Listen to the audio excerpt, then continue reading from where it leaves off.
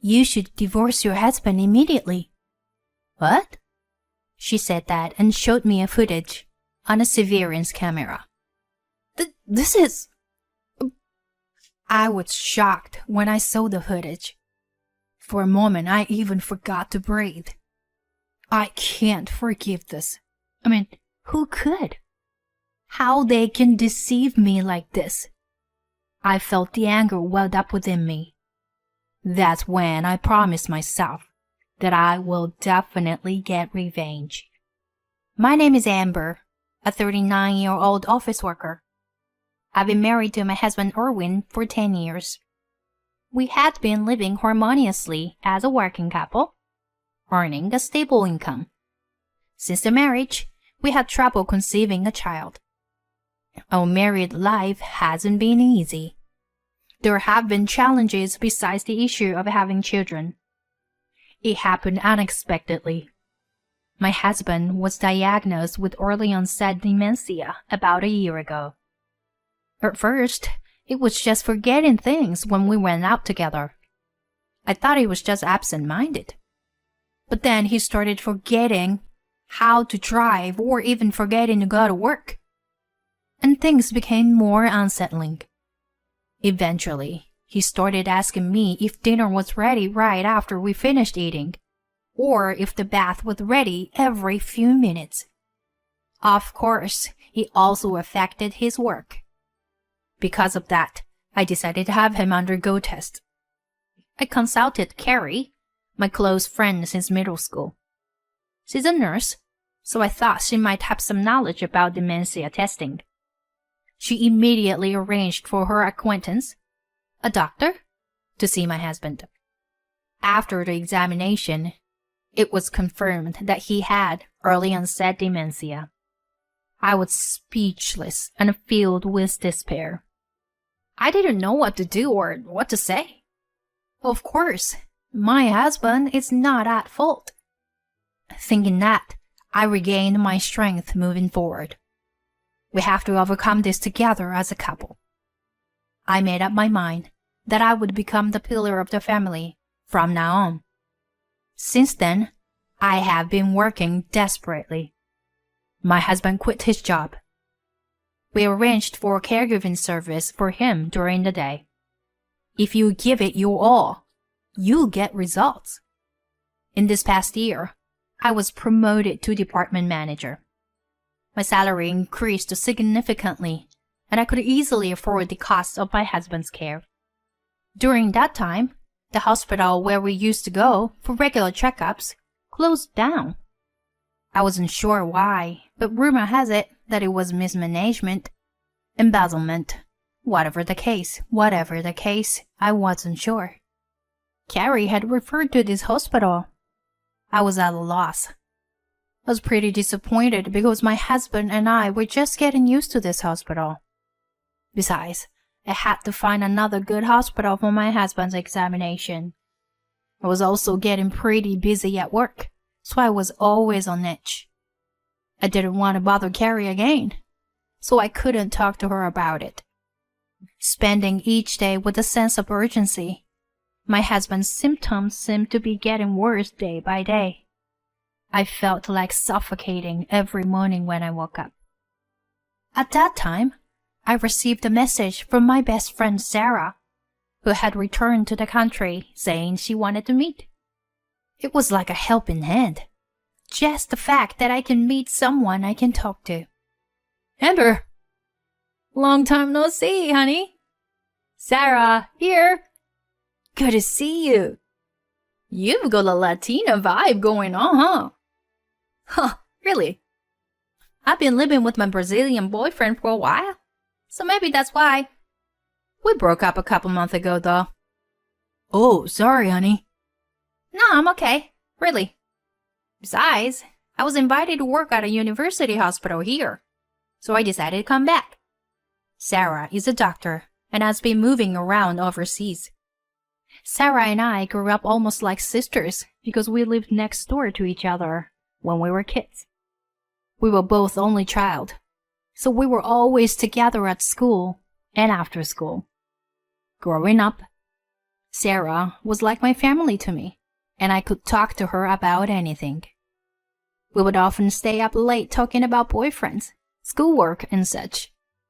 When I was in high school, her family moved away, and we didn't see each other as much as we used to, but our friendship continued. This was the first time in a few years since we last met each other, and I was very excited. After catching up for a while, I told Sarah about my husband's situation. I see.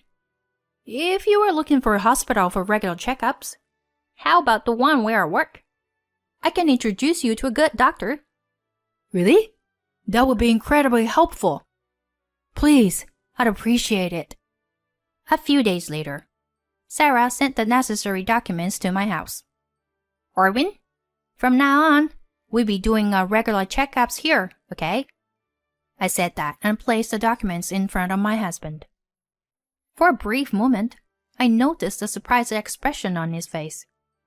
I felt a slight sense of unease, but I didn't pay too much attention to it, and I took my husband to the hospital.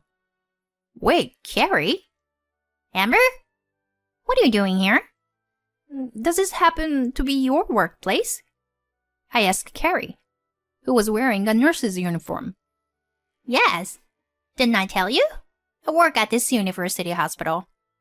Oh, I see. What a coincidence, huh? Having two friends and trustworthy friends working at the same hospital is reassuring. By the way, it seems like the hospital I told you has closed down. I'm sorry about that. Oh, it's okay. Don't worry about that. So, how is your husband doing? Well, for now, he's stable. That's good. Well, I'll take him to the examination room, since I'll be the one attending to him.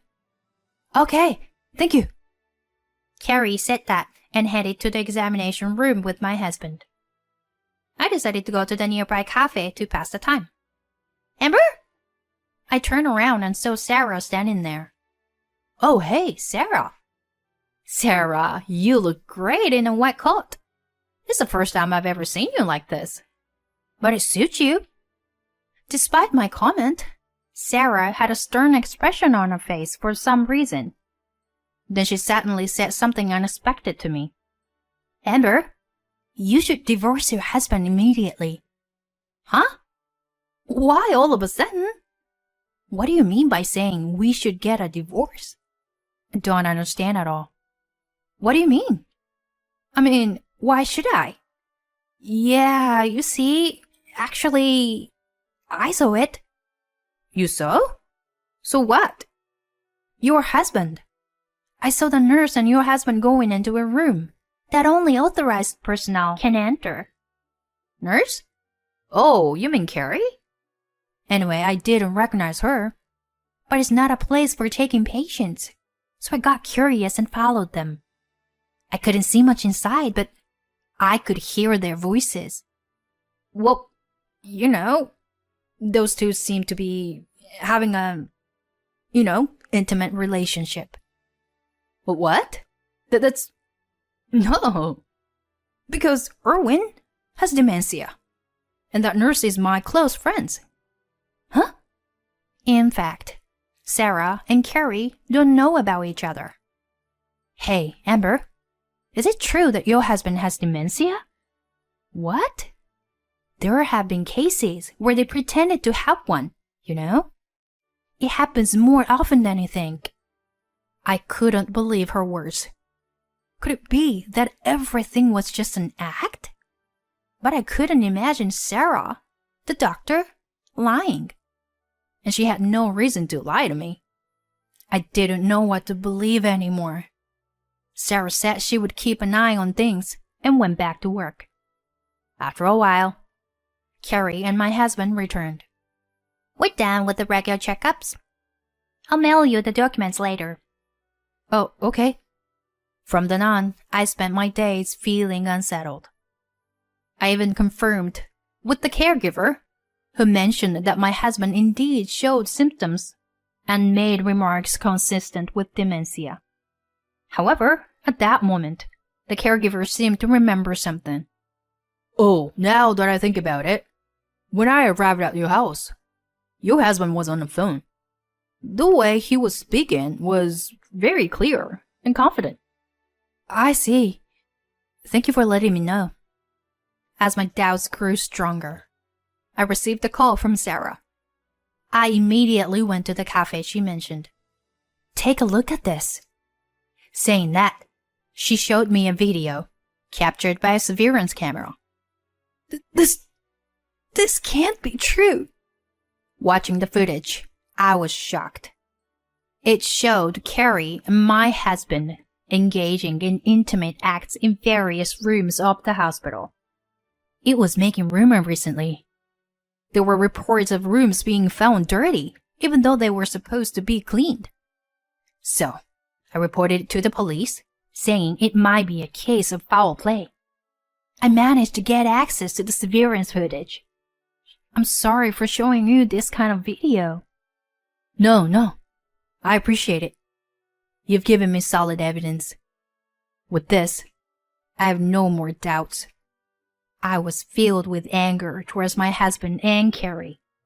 After that, I immediately consulted with a lawyer. With more than enough evidence in hand, it seemed like I would have the upper hand in the divorce. Once everything was prepared, I took my husband to the hospital and led him to the prepared room. Of course, I invited Carrie there too. This is the lawyer I hired for this matter. As I said that, Carrie and my husband next to her were both shocked. Then the door to the room opened, and Sarah walked in. Wait, doctor? Why are you here? Carrie wondered why Sarah had entered, sounding puzzled. Amber is my high school friend. I know about you two having an affair. What? What are you talking about? Well, unfortunately, the two of you have no room for defense. Saying that, the lawyer played the video. Carrie panicked, and my husband was sweating profusely. You've been deceiving me all this time. I must say, Erwin, your acting skills are impressive. As I said that, Sarah chimed in. We have evidence that you've been pretending to have dementia. Carrie, you introduced Amber to a privately owned hospital with a shady doctor, right? You probably manipulated something, creating a false result that Erwin has dementia. Carrie struggled to find words. Then, realizing there was no escape, my husband suddenly began speaking clearly. Wait. Sorry. I admit I messed up. I apologize, but please, don't divorce me. What? You're joking, right? I will definitely divorce you. And you will pay alimony. Moreover, engaging in such acts in a hospital room multiple times. Both of you will likely face fines. This can't be. Carrie, was it? What on earth are you doing in a sacred place where lives are dealt with? Have some shame. I've already reported this to the hospital director. You're getting fired for sure. Carrie and my husband turned pale and bowed their heads in shame. Afterward, I officially finalized the divorce with my husband and pursued alimony from both him and Carrie. My husband tried to rely on his family, but they were furious at him for pretending to have dementia and cut off all contact. Now he lives in a run-down apartment, working temporarily jobs to slowly pay off the alimony. Carrie is in a similar situation, being estranged from her family and unable to find employment at any hospital. However, they brought this upon themselves, so there is no room for sympathy. I later found out that they had been involved in a relationship for several years. Carrie, who fell in love with Erwin at our wedding, had secretly continued to seduce him, and Erwin didn't seem to have any qualms about indulging in the attention. But their secret, thrilling relationship quickly came to an end once the downfall began after the divorce. I hope they will pay the price for what they have done for the rest of their lives. On the other hand, I moved to a condo near my workplace and started a new life. Being single now, I can save a considerable amount of money. I've grown weary of love and relationship for a while. I'm grateful to Sarah, who came to my rescue during the crisis. As two financially stable single women, perhaps we'll go on a trip together and indulge in luxury.